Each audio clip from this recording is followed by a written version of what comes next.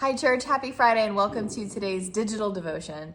This Sunday I'm going to be preaching on a photograph that I found on social media which portrays a moment when members of the community come through for a little girl.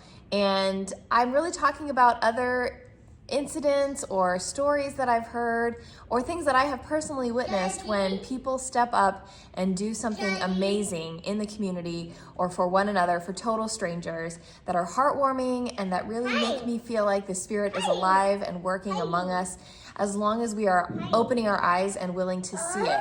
So I'm wondering if you have stories of when the community came through for you, if there are things that this kind of stirs up in your memory, that you can think of a time when a total stranger or maybe someone that you know stepped up and helped you in a way that really was life-changing or life-saving, a time when you really needed someone and a person appeared. And perhaps that could have, upon looking back, perhaps that could have been the Holy Spirit alive and at work in your life.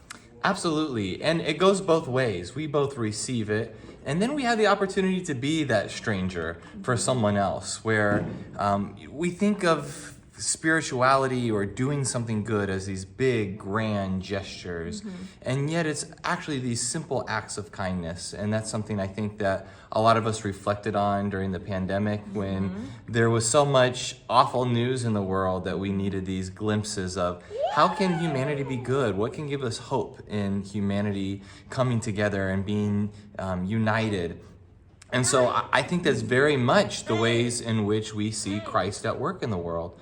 That Christ is not in the heavenly realms completely detached from what's happening here on earth. But this whole concept of the Trinity, this unique Christian theological concept, is that through the Spirit of God within us, that God, the Christ, is working in this world. And so we are able to be the Christ for others. Right.